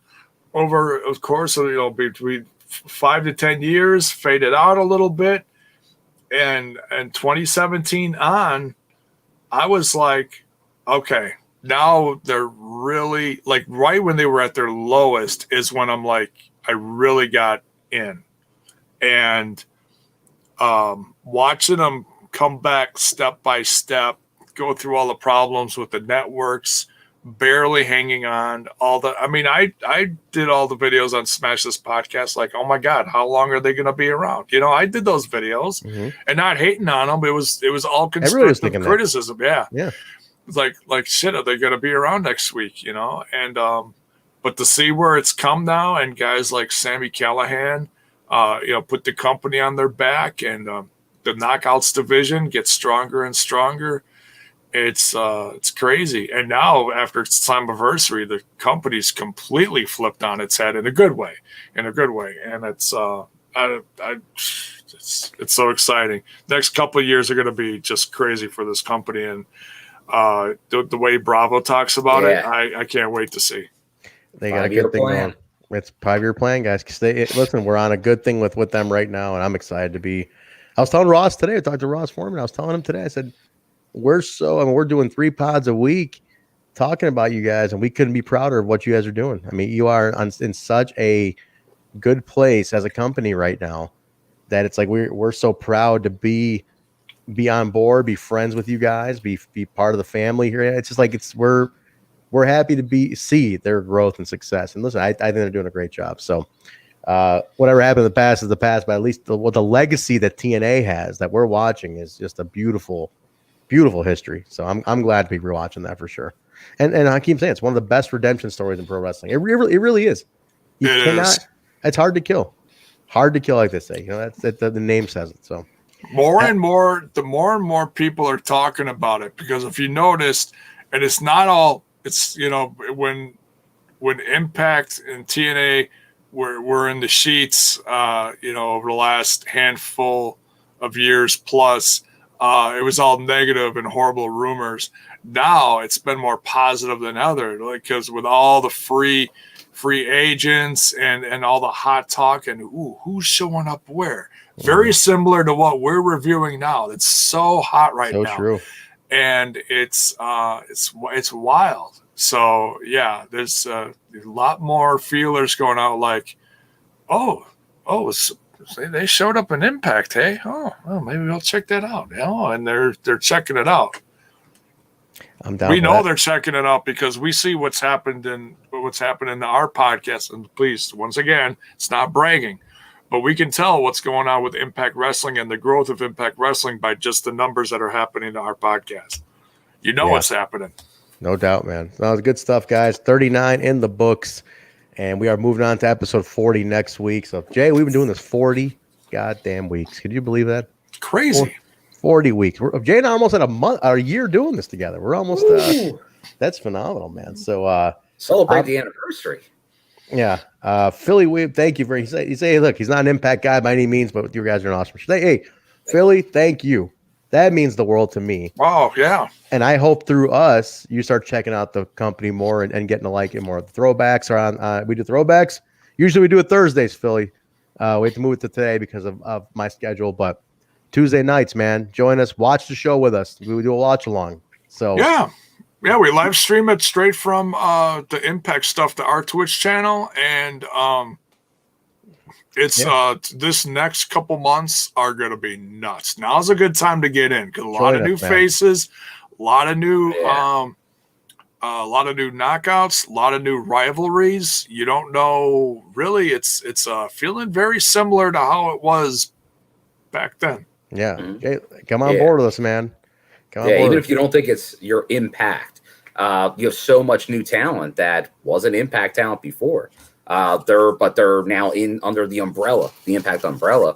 But if you just seen what the creative people behind the scenes have done, like if you watched Wrestle House, if you've watched some of these Rohit Raju, like if you watch like what they've done to these people that were with other companies or in their own company, and how they transform them and how they turn them into, well, you're right, like these diamonds in the rough, how they have them show out. It's really something to see. So it's something. It's different, but it does have a different feel. Like and Jay probably can speak the best because he probably, like, I watch a lot of indie promotions, but the big television promotions, as he talked about, like that, I've been led astray by a lot of those promotions. But it all depends on, like, they all have a different feel to it. The Impact product, there's always been that consistency of what I liked, which you probably saw in old WCW a little bit. You probably saw maybe in some of the territory stuff. You saw in ECW, like, and that's the stuff I grew up on. That's the stuff I like. So I think that's why me and Trent, for sure, we were kind of brought into Impact and TNA early with those qualities. And I think as Jay's watching it even more, I think it's kind of seeing the same thing. Now, just like any wrestling product, is it for everyone? No, but I think you can find something. They do something for everybody, maybe better than any other company. Yeah, they do, man. So check it out, brother. We're here doing it either way. You can hang out with us. We're a bunch of cool guys. And last night, as you saw, is a madhouse when there's all of us on there. So we have a good time with everything. So we appreciate it. But guys, 39 in the books. Number 40 is going to be next Thursday. Back to Thursdays next week. So look forward to that. And that's it. So let's get our plugs in your Bill. We're gonna be able to follow you. You better get that Instagram going, my friend. I know you're gonna plug it. I started putting it together. I was going through some of the pictures. I'm kind of just taking out the good ones. I'm putting them together. All right. Good I'm gonna try to put some type of comment with them for people to know when and kind of was. So it's probably more work than I thought it would be. But so I'll get something. I'll at least get it trickling out there. I won't just do it all. Fair enough. Fair enough. But yeah, they can find me on Twitter and Instagram. Same place, my name, at William M. Gardner, GARDNER. Very nice. J Bone, we're gonna get you for all the other stuff. Yeah, you can find me over on that other little podcast called Smash This Podcast, where we're smashing all things wrestling. It's a loaded week, but I'm taking tomorrow off, so I'll be back Friday with catching up from stuff that's going on tomorrow. And Smash This Podcast is also on Instagram, Facebook, and the Twitter box. And me on the Twitter box is right here where you see this, JBone5150. That's JAYBONE 5150. If you like cat pics, photos of cats, that's where you're gonna go, guys. But the Smash This Podcast, like, okay, it's the Smash This Podcast Instagram is completely different from what Trent puts up on the Instagram.